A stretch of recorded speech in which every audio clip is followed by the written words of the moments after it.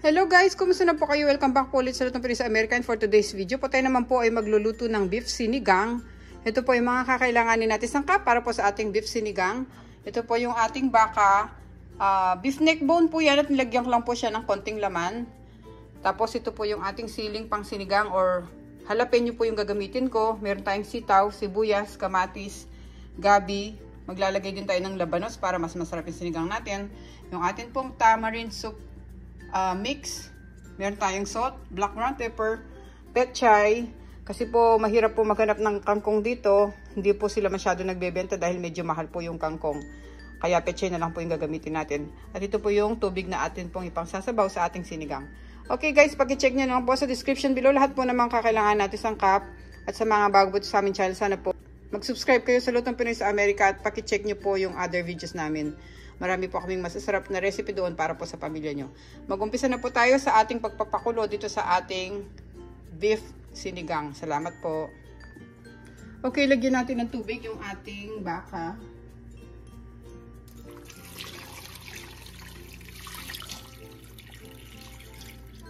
Guys, nalinisan ko na kanina yan, nabanlawan ko na at tinanggal ko yung mga taba-taba. Kaya puro laman at buto-buto yung naiwan. So, pakukuluan muna natin to ng isang beses para mawala lang yung lumulutang. Takpan natin, tapos salang natin sa stove.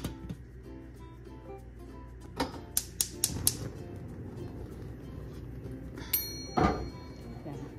Pakuluan muna natin siya at hintayin natin lumutang yung mga madumi sa ating baka, okay? Okay, kumukulo na siya. Open natin. Yan. Tapon muna natin tong unang pinagkuluan. At papalitan natin yung tubig kasi lumutang na yung mga impurities at saka yung scum. Oh. Yan. Lilinisin muna natin yung ating beef. I-off natin yung stove. Buhos natin siya dito para banlawan pa natin yung ating beef.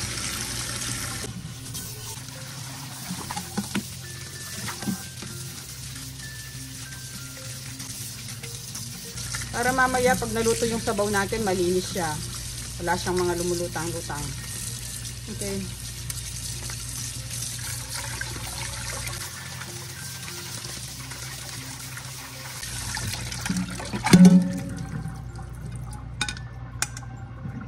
Linisin na rin natin yung pot na ginamit natin. Ngayon malinis na yung pot natin.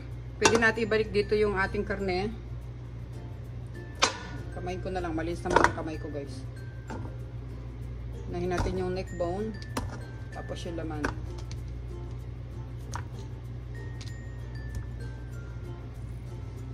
Tapos guys, buhusan natin siya ng tubig.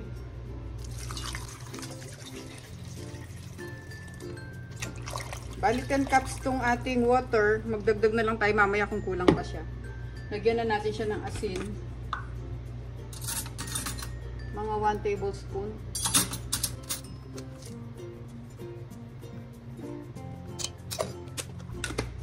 At naglalagay din ako ng black ground pepper dito sa ating sinigang. Ulit natin tapos salang natin sa stove.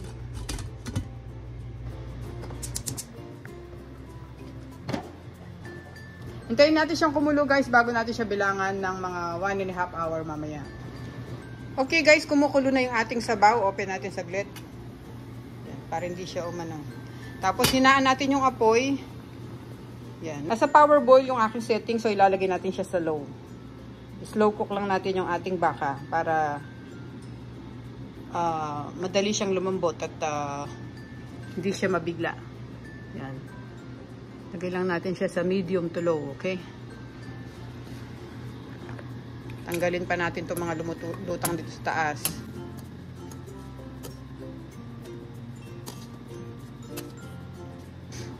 Ngayon balik natin yung takip at iset natin yung ating timer ng 1 oras at kalahati.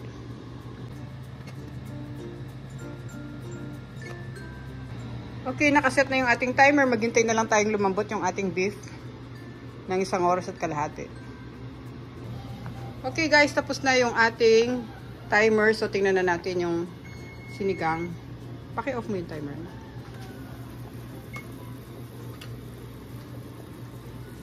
Ngayon, lagyan natin siya ng kamatis. So, 1 oras at kalahati na pagpapakulo natin sa slow cook. Ito na yung ating beef. Malambot na yan. Oh. Oh. Lambot na. Sobrang lambot na siya. So, lagay din natin yung gabi. Lakasan na natin yung apoy. Tapos, dagdagan ko pa siya ng 2 cups ng water. Lalambutin lang natin yung ating gabi. Tapos, lagay din natin yung sibuyas.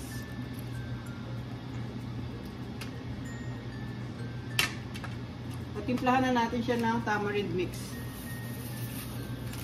Lagay ko yung isang balot.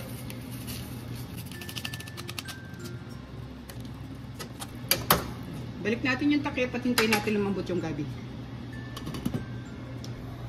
Okay guys, ngayon tingnan natin. Malambot na yung gabi.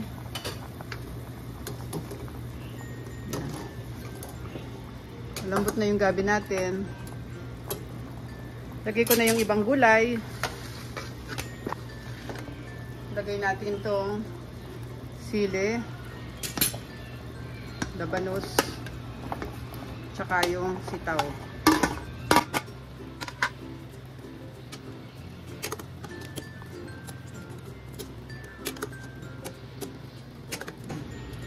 Pakuluan pa natin, takpan natin ulit para lumambot yung mga gulay natin. Tsaka natin lagay petchay mamaya.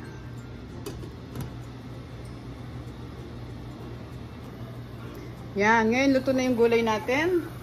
Pwede na natin ilagay yung petchay. Masarap sa sinigang kasi yung maraming gulay, kaya gusto ko yung magulay.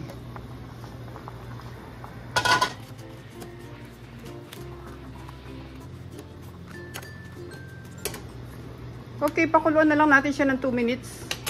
At luto na ang ating beef sinigang. Yan. Okay guys, luto na ang ating beef sinigang. Pwede na natin siya ilagay sa ating serving plate. Yan naman, no? Sarap.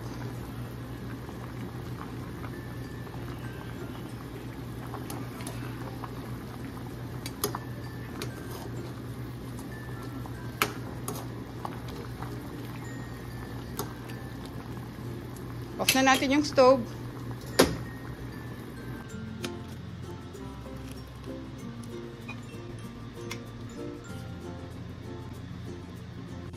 Okay guys, maraming salamat po sa panonood. Ito na po yung ating masarap na beef sinigang. Sana po nagustuhan niyo yung recipe natin ngayon. Maraming salamat po ulit. Pakicheck niyo po yung other videos namin. Huwag niyo pong kalimutan mag-subscribe sa Lutong Pinoy sa Amerika. Ingat po tayong lahat guys. Thank you so much po. God bless po.